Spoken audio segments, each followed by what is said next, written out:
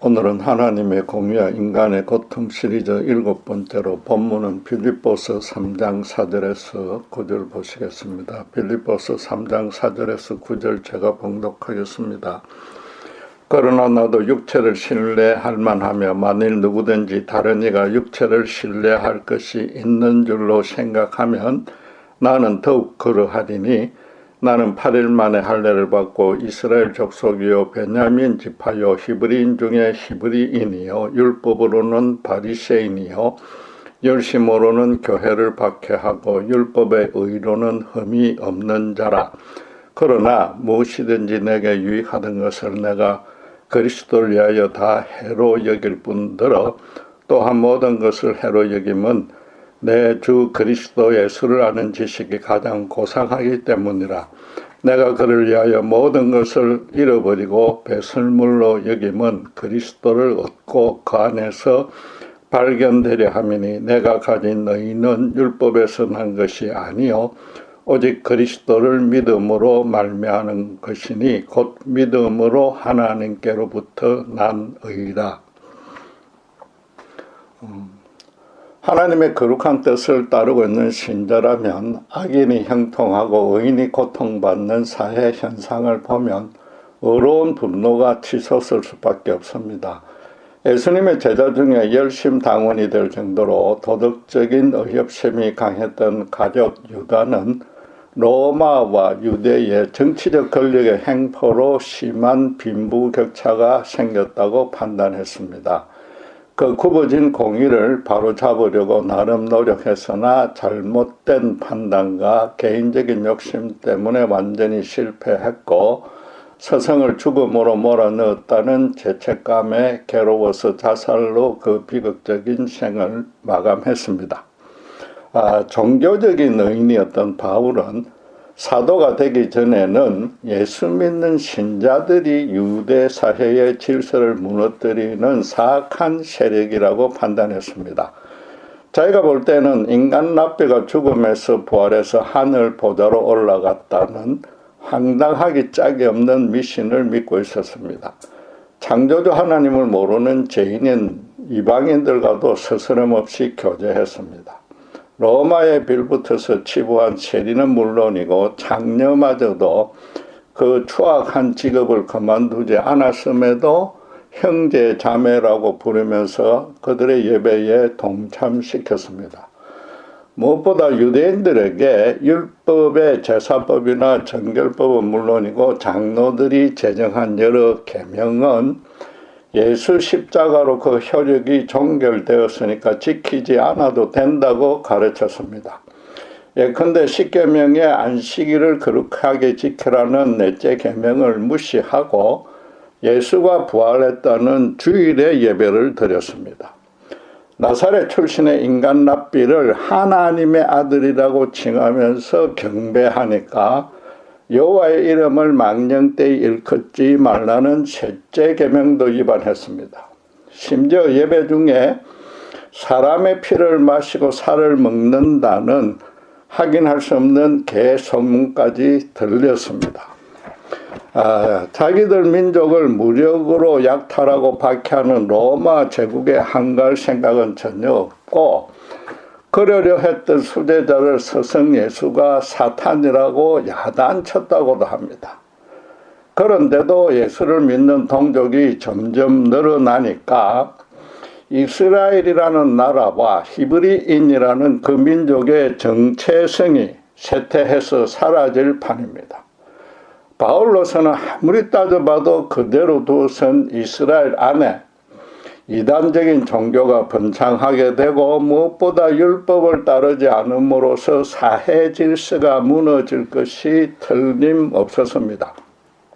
절대로 자시할 수 없는 상황으로 하나님을 위해서 반드시 제거해야 할 유대 사회의 공적 1호였습니다.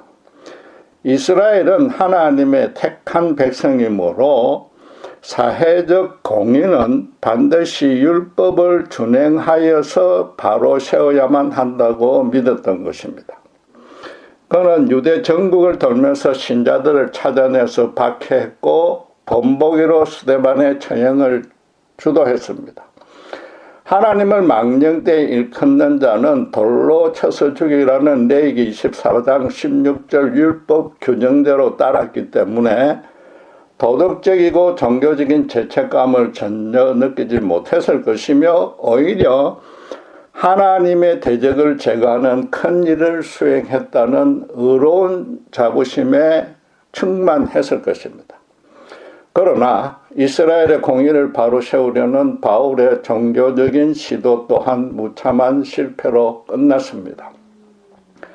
대제사장의 허락을 받아서 디아스포라 신자들을 핍박하러 다메섹으로 가던 길에 하늘의 찬란한 빛 가운데 강림하신 부활 예수님을 만났기 때문입니다. 일행 중에 바울 혼자에게만 무대의 그 핀포인트 조명처럼 엄청나게 밝고도 강력한 빛에 노출되는 바람에 완전히 봉사가 되어버렸습니다. 다른 사람의 부축을 받아야 겨우 걸음을 뗄 정도라 사실상 죽음의 상태에 내몰렸습니다.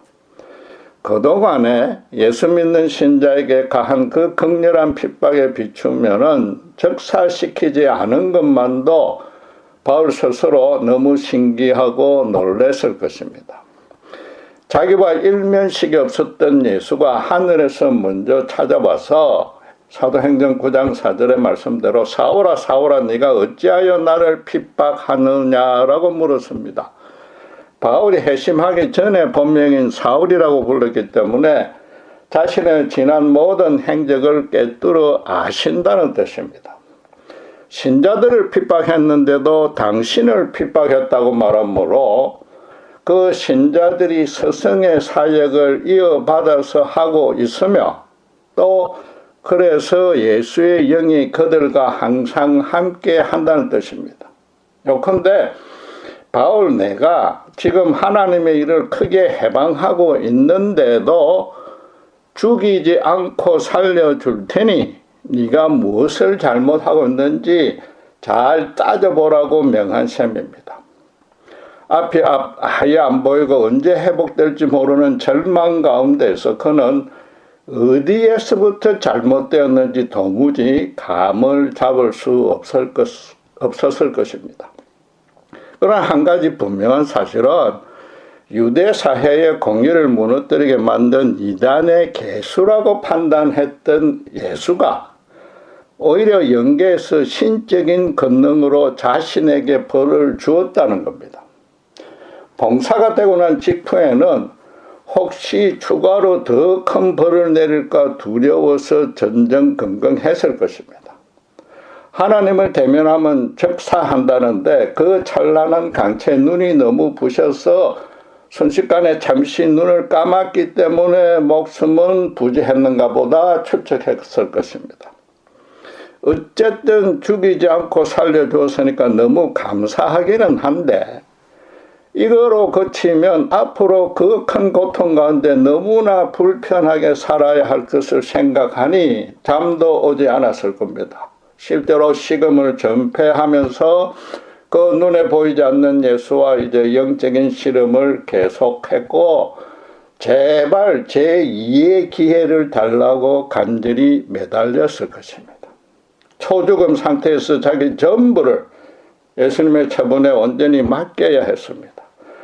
그러던 3일 후에 마찬가지로 일면식도 없었던 신자 아나니아가 예수님의 계시를 받고서 찾아와 기도해주자 눈에 비늘 같은 것들이 벗겨지고 강명을 되찾았습니다. 예수님이 자신의 간절한 기도에 응답해 주셨음을 실제로 체험함으로써 주님께 완전히 항복할 수밖에 없었을 것입니다. 그가 사흘간의 영적인 신음 끝에 내린 결론은 신자들의 믿음 그대로 예수님은 죽음에서 부활하여 이 땅을 당신의 주권대로 다스리는 하나님의 아들이었던 겁니다. 자신도 하나님의 택함을 받아서 아무 공로 없는데도 아니 하나님의 원수가 되어서 죽어 마땅한 죄인인데도 예수님의 십자가 구원의 은혜가 자기에게도 임했다고 절감했을 것입니다.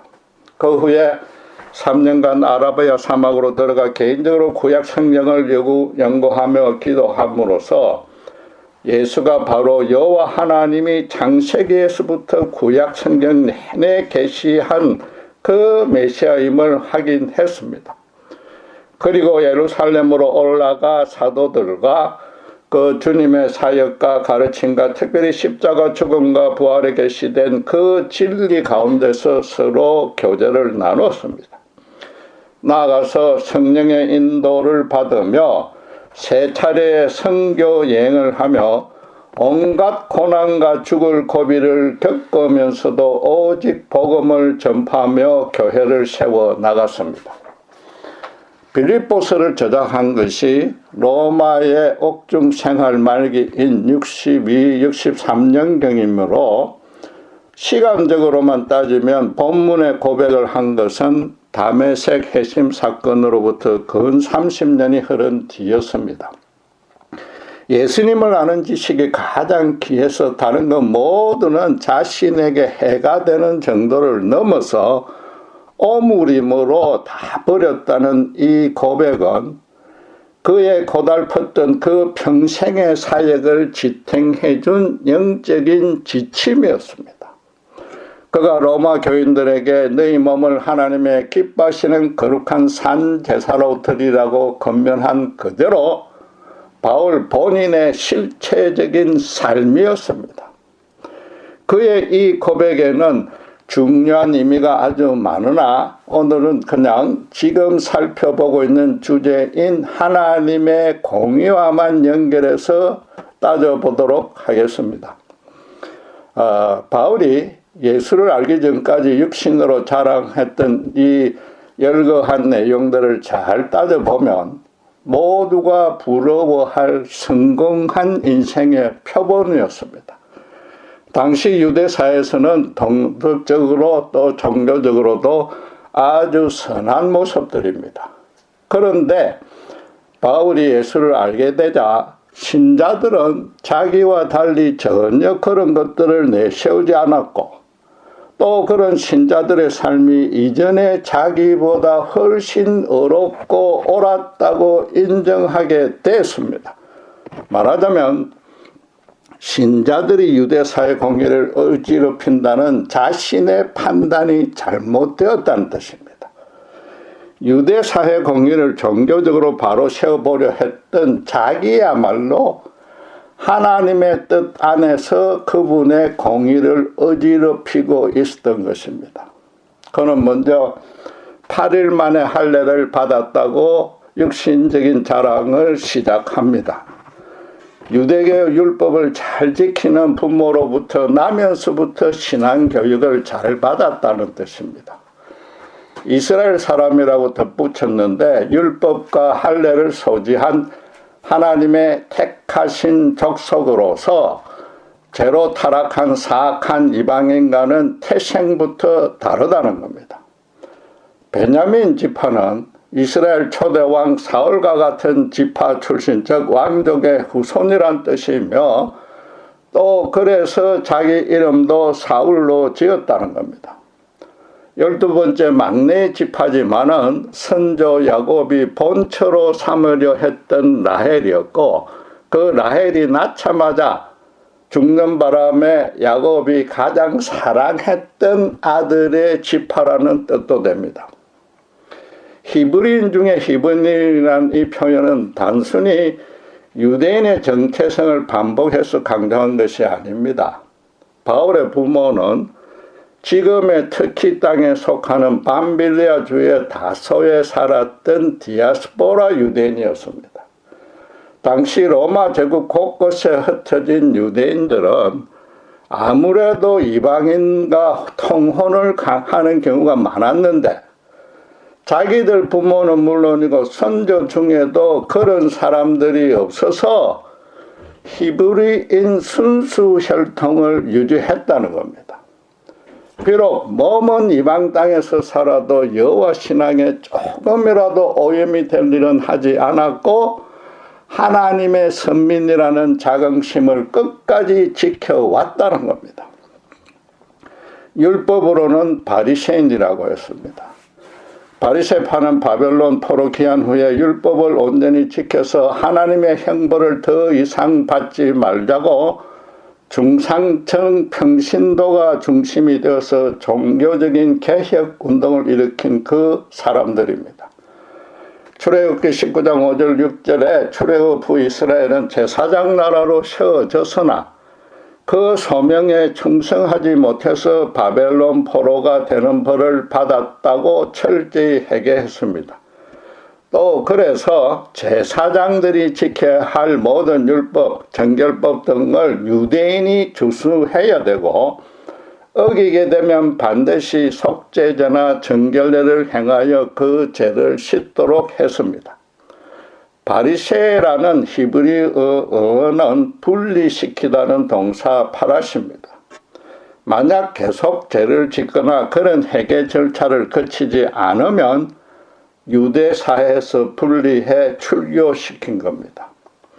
바리새인이자 율법을 가르치는 랍비였던 바울은 성전제사와 안식일에 관한 장로의 유전 등을 아주 성실히 지켰기에 율법의 의로 흠이 없다고 하나님 앞에 당당히 나아갈 수 있다고 자부했습니다. 그러니까 공의를 바로 세울 목적으로 예수 믿는 신자들을 유대 사회에 발도 붙이지 못하게 하려고 분리 배척하려고 열심히 교회를 핍박했다는 겁니다. 그가 열심 영어로 지율이라는 단어를 사용했음에 주목해야 됩니다. 바울이 가룟 유다가 속했다고 알려진 열심당에 소속되었다는 기록은 없습니다.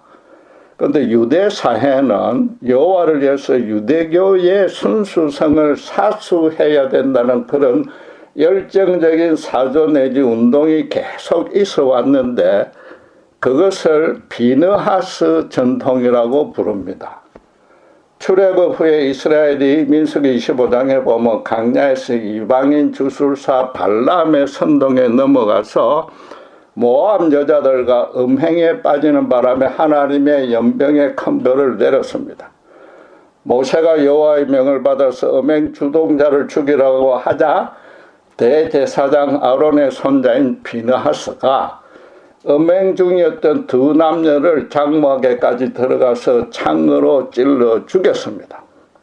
그러자 하나님이 모세를 통해서 민수기 25장 11절에 제사장 아론의 손자 엘라살의 아들 비느하스가 내 질투심으로 질투하여 이스라엘 자손 중에서 내 노를 들이켜서 내 질투심으로 그들을 소멸하지 않게 하였다라고 칭찬해 주고서 그 연병의 벌을 멈추었습니다. 하나님이 질투했다는 그 단어가 바로 오늘 본문의 열심지을입니다. 비느하스는 이스라엘의 영적인 순결을 유지하려는 하나님의 질투심, 그 열심으로 하나님을 대신해서 공의의 심판을 내린 겁니다. 그래서 시편 106편 30절과 31절에서는 그때에 비느하스가 일어서서 중재하니 이에 재앙이 그쳤도다. 이 일이 그의 의로 인정되었으니 대대로 영원까지로다라고 찬양했습니다. 이 말씀대로 유대인들은 여호와 하나님의 의를 유대교를 통해서 대대로 실현하겠다는 그런 전통을 지켜오는 겁니다. 알렉산더 대왕이 죽자 그의 장군들이 제국을 분할 통치했는데 유다를 다스리던 폭압적인 안티오쿠스 4세에 의해서 급진적인 헬라화 정책이 시행되었고 예루살렘 성전이 돼지 피로 더럽혀지는 일까지 일어났습니다. 그런데 경제적으로 가난했던 제사장 계급 출신인 마카비가 혁명을 일으켜서 헬라에서 독립했고 그래서 기원전 142년부터 기원전 63년까지 79년 동안 하스몬 왕조를 설립했습니다. 그때도 힘으로 열세였던 아카비가 게릴라식 테러 전법으로 헬라에 대항해서 승리했습니다. 이스라엘이 잠시 독립했던 이 왕조 때의 바리시파 운동은 더욱 활발해졌으며 지금도 유대인들은 그 독립을 기념해서 음력으로 지키니까 크리스마스와 비슷한 시기에 하누카, 수전절 기념일로 지키고 있습니다. 그러다가 이 하스몬 왕조도 로마 제국에 의해 멸망당하고 다시 강압적인 식민 지배를 받게 되자 이 비느하스 전통을 이어받아서 마카비식으로 로마의 테러를 가해서 독립운동을 시도한 것이 바로 복음서의 열심당 진라십니다. 바울은 가룟 유다처럼 정식 열성당원은 아니었으나 이 대대로 내려온 비느하스 전통을 이어받아서 교회를 핍박했다고 지금 말하고 있는 겁니다. 여호와 하나님의 영광과 이스라엘의 율법 전통과 예루살렘 성전의 순수성을 지키려는 그 목적을 달성하려는 겁니다. 지금도 정통 유대인들은 그런 비느하스의 열정을 갖고서 십자가 복음을 전하려는 개신교 신자를 아주 미워하면서 폭력적으로 대하고 이스라엘에 사는 기독교인들을 종교적으로 지금 핍박하고 있습니다. 바울은 지금 예수님을 인격적으로 만나기 전까지 자기는 유대교의 최고 열성파요, 여호와 하나님의 최고 충신이요, 유대사에서 필요한 모두를 다 갖춘 상위 1% 중에 1%였다는 겁니다. 그러다가 예수를 알고 나니까 그 모든 자랑거리가 아무 의미가 없었고 오히려 하나님의 일에 거꾸로 큰 해방이 됨을 깨달았다고 인정했습니다. 그런데 그가 자랑한 것들은 그가 평생토록 추구해서 달성한 인생 목표이자 살아가는 의미와 가치였고 사실상 당시의 모든 유대인들의 가치관, 인생관이었습니다. 바꿔 말해서 바울은 모든 유대인들이 자기처럼 되면 유대사회 하나님의 공의가 완전히 세워진다고 믿었다는 뜻입니다. 유대교에서는 그래서 그렇게 함께 유대사회를 의롭게 세워가는 자들끼리만 서로에게 이웃과 형제가 되며 그렇지 않은 자들은 하나님의 저주를 받아 마땅하다고 취급했습니다. 그래서 율법을 모르는 이방인은 아예 죄인 취급하고 식사교제도 하지 않았고 동족이라도 세리, 장녀, 문둥병자 같은 자는 상종하지 않았으며 장애인은 성전 출입도 금지했습니다. 그런데 지금 바울 자기가 예수님을 만나자마자 앞도 보지 못하는 장애인이 되었으니까 유다 최고 상류층으로 백성들을 가르치는 위치에서 최고 하층으로 떨어지다 못해서 바리새인인데 거꾸로 그 사이에서 분리되어 배척될 판국이었습니다. 예수님의 은혜로 사흘 만에 불구가 회복되어 출교는 당하지 않게 되었으니까 완전히 죽었다 살아난 것 같았을 것입니다. 그가 기도한 대로 예수님이 제2의 인생을 이제는 이전과 전혀 다르게 새로운 모습으로 살라고 허락해 준 겁니다. 사울 때 바울은 여호와를 위하는 종교적인 열성으로 인간사회 공의를 바로 세워보려 했습니다. 말하자면 각 개인이 율법으로 도덕과 종교교육을 철저히 받아서 사회법규를 제대로 준행하는 건전한 시민이 되고 또 성실히 일해서 경제적 안정을 이루어야 세상에 불의가 없어진다는 겁니다. 지금식으로 따지면 보수 우파적인 그런 사고였는데 특별히 랍비인 자기 같은 엘리트들이 사회를 주도해야만 공의로워진다는 좀 극단적인 우파라고 말할 수 있습니다. 더 확대하자면은 유대인들만의 공의로운 나라를 꿈꾸었으므로 최고로 우수한 게르만 민족이 세계를 지배해야 평화로운 이상향을 건설할 수 있다고 맹신한 나치 독일식 사상에까지 비견될 수 있습니다. 여러분 참으로 흥미롭지 않습니까? 지난주에 살펴본 가룟 유다는 지금으로 치면 진보 좌파였습니다. 부자의 재산을 팔아서 가난한 자의 복지에 사용해야 하고 그래서 모두가 똑같이 잘 살아야 한다고 믿었습니다. 유다의 그런 시도는 완전히 실패했고 하나님의 뜻도 아니었음을 살펴봤습니다. 정치적, 경제적, 사회적으로 그와 반대되는 사상을 지향한 예수님 만나기 전에 사울의 보수 우파적인 신도도 완전히 실패로 끝났습니다. 특이하게도 그 둘의 기본적인 사상은 달랐으나 똑같이 폭력적인 방안도 적극적으로 서슴없이 동원했습니다. 열심당원 유다는 유대사의 공의를 어지럽히는 로마라는 정치적인 세력에, 바울은 기독교라는 종교적인 세력의 테러를 가했습니다. 유다는 로마라는 너무나 강력한 대적을 상대해야 했으므로 그건 불가피한 조치였으나 바울은 거꾸로 유대교라는 막강한 세력을 등에 업고서 갓 태동한 미약한 예수교와 그 신자들을 극렬히 핍박했으므로 도덕적으로는 유다가 오히려 바울보다 우위를 점하는 셈입니다. 어쨌든 유다는 을의 위치에서, 바울은 갑의 위치에서 자기 목표만 달성하려고 살인죄도 눈 깜짝하지 않고 자행한 겁니다.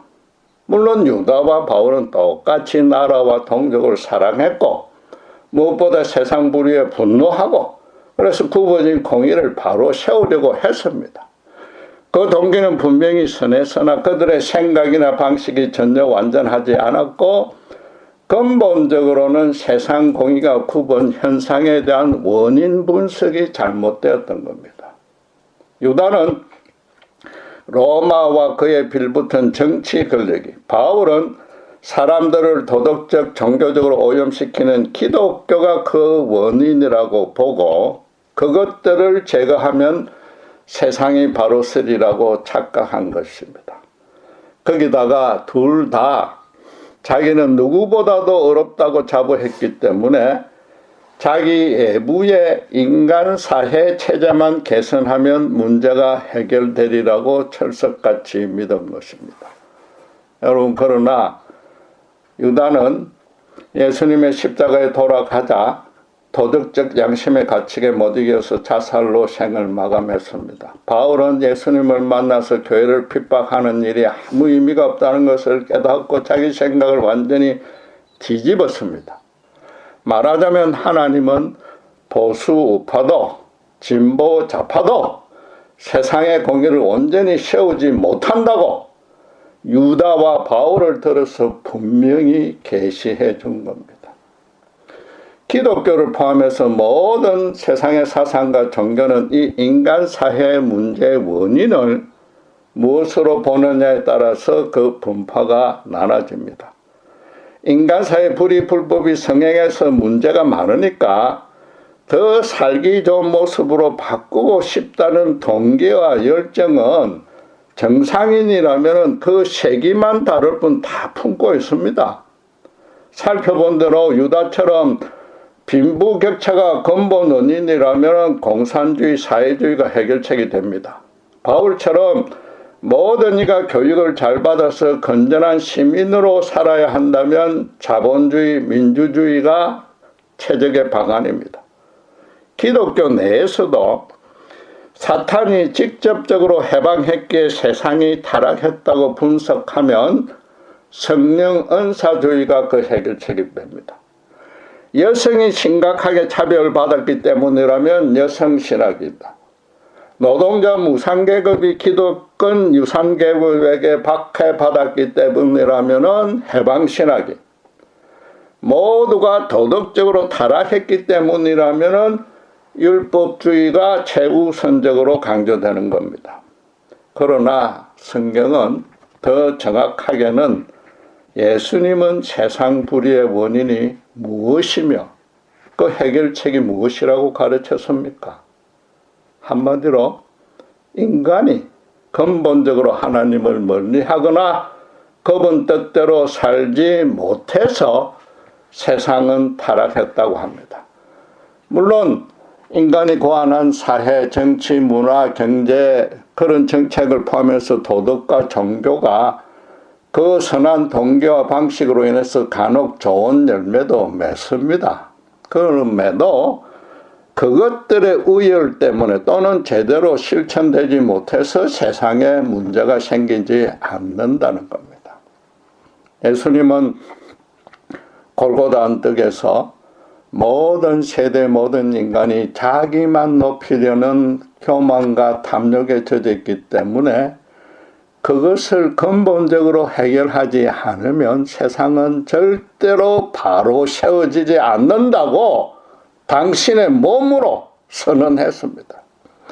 인간의 근본 심령부터 뜯어 고치는 것이 궁극적이고 유일한 해결책이므로 주님은 이 땅에 오셔서 사회적이고 무슨 경제적이고 정치적인 가르침은 하나도 주지 않고 십자가에 아무 말씀 없이 달리신 겁니다. 바울은 지금 그런 십자가 예수를 알고 나니까 세상을 바로 잡으려고 자신의 최고 수준의 도덕과 종교로 최선을 다해서 스스로 노력했던 모든 일이 오히려 헛수고였다고 지금 고백하는 겁니다.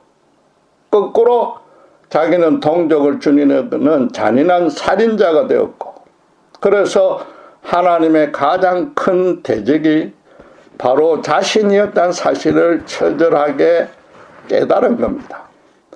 천하제인 중에 개수라는 신음이 저절로 그 입에서 나올 수밖에 없었던 겁니다. 여러분, 가끔 벌어지고 있는 이스라엘과 하마스의 전쟁을 보면서 많은 신자들이 어떤 신앙적인 입장을 견지해야 될지 곤혹스러워합니다.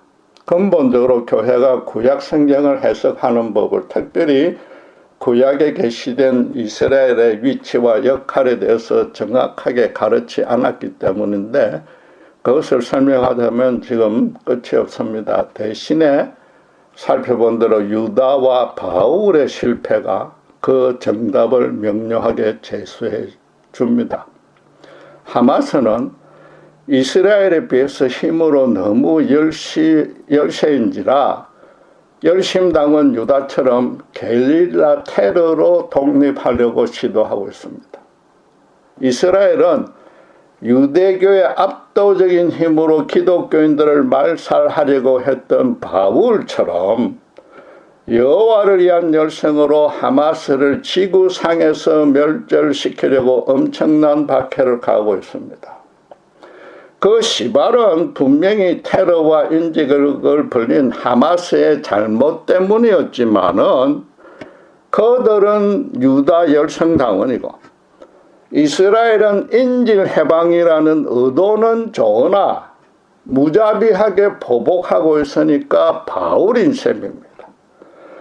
도덕적으로 특별히 역사적으로 따져서 어느 쪽이 우월하다고 절대 판단할 수 없습니다. 종교적으로도 이슬람과 유대교 둘 다 예수님을 끝까지 완악하게 부인 대적하고 있습니다. 따라서 이스라엘과 유대인을 아직도 하나님의 특별 대우를 받는 선민의 이치와 역할에 남겨두려는 신자가 아니라면은, 그런 입장이 아니라면 어느 쪽도 편을 들어선 안 되는 겁니다. 둘 다 예수님의 뜻과는 전혀 상치되게 지금 악을 자행하고 하나님의 공의를 굳게 만들고 있을 뿐입니다. 이스라엘을 여전히 구약 안에 묶어서 편애하는 신학적인 사조를 세대주의라고 하는데 따지고 보면 성경을 문자적으로 해석한 겁니다. 구약 유대인들과 예수님 당대의 바리새인들이 율법을 제정하신 하나님의 뜻은 예면하고 그 문자적인 의미와 표현에만 집착했던 오류를 지금도 똑같이 범하고 있는 셈입니다. 예수님은 이 땅에 오셔서 누가 봐도 세상의 악인 로마를 무너뜨리기는커녕 야단치지도 않았습니다.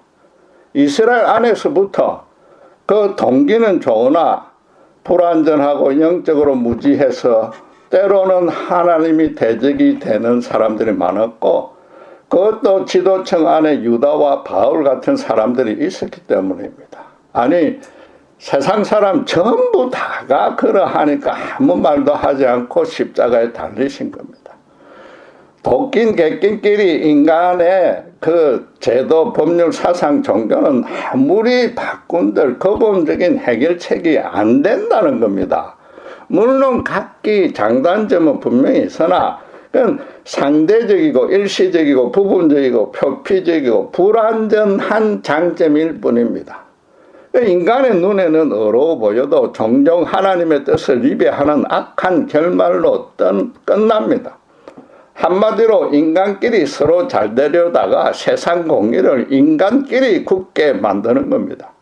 여러분, 실제로 그 역성신학은 지금 역차별적인 페미니즘 논쟁을 낳고 있고, 해방신학은 공산독재로 가는 이론적인 배경을 제공했습니다. 직접 사탄과만 상대하려는 은사주의는 단지 사탄에 미혹되었을 뿐인 일반에게까지 적용하는 데는 한계를 드러냅니다.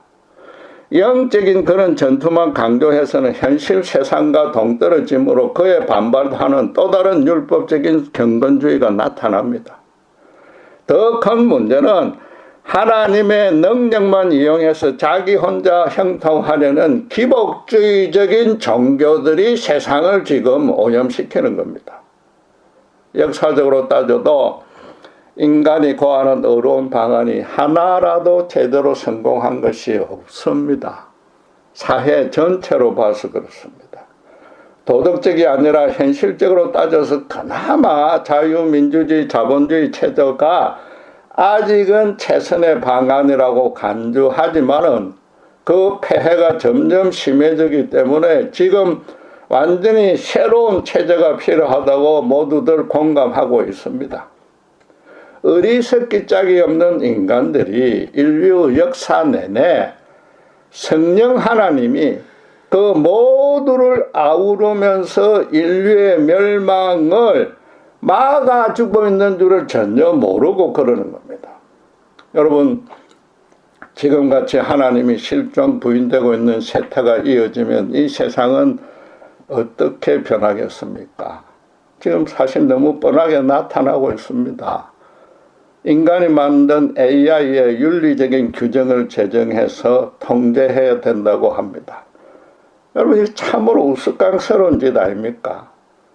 인간 생활의 편의와 유익을 위해서 고안했기 때문에 가치적으로는 완전 중립입니다. 그런데도 그것이 인간 사회를 멸망으로 이끌 것이라고 지금 모두가 두려워합니다. 근본적으로 인간 사회 문제의 원인이 바로 악한 인간이라는 사실을 지금 불신 세상도 인정하고 있는 것입니다. 이런 판국에 예수님의 십자가 외에 인간 사회의 불법과 불의에 대한 근본적인 해결책이 과연 따로 있겠습니까? 진보좌파도 보수파도 정치적인 방안으로는 절대 해결이 안 됩니다. 예수님이 지금 다시 오시면 이스라엘도 하마스도 어느 쪽 편도 편들지 않고 틀림없이 양쪽에 일반 시민의 대피소와 병원에만 방문할 것입니다. 이스라엘의 분명 비너하사적인 전통을 이어가려는 유대교적인 선한 의지는 있겠지만은 여전히 선민인 유대인 중심으로 세상이 돌아가야 한다는 그런 사상입니다. 예수님에 의해서 베드로는 크게 야단맞았고 바울의 그런 시도도 철저히 무산됐기 때문에 기독교인이 자금의 그런 시도를 옹호하거나 동참해서는 절대 안 되는 겁니다. 굽어진 세상 공의를 바로 세우는 길은 십자가 복음주의뿐입니다. 말 그대로 인류에게 그것이 제일 좋은 소식입니다. 기도하겠습니다. 세상은 지금 절대적인 진리가 실종되고 사람들 사이가 메말라지다 못해 분노와 미움이 넘쳐나고 있습니다. 예수님의 십자가 사랑만이 인간의 모든 근본적인 문제를 해결해 줄 것이며 유일한 방도가 됨을 말씀을 통해서 다시 확인합니다. 하나님 아버지, 이 땅을 죄악 가운데 있고 타락 가운데 있으나 그럼에도 주님만의 긍휼을 베풀어 주시고 정말 도덕과 종교적인 의의를 실천하려고 나서는, 그래서 공의를 세우려는 자들을 특별히 불쌍히 여겨주기를 간절히 소원합니다. 모든 이에게 예수님의 거룩한 이름을 부를 수 있도록 하나님의 은혜가 넘쳐서 모든 심령이 변화됨으로써 세상에 공의가 바로 세워질 수 있도록 인도하시고 그 일에 우리들을 끝까지 들어서 주님 마음껏 사용하여 주시기를 간절히 바랍니다. 저희들에게 그런 축복을 내년에도 변함없이 내려줄 것을 믿고 우리 주 예수 그리스도 이름으로 기도드렸습니다.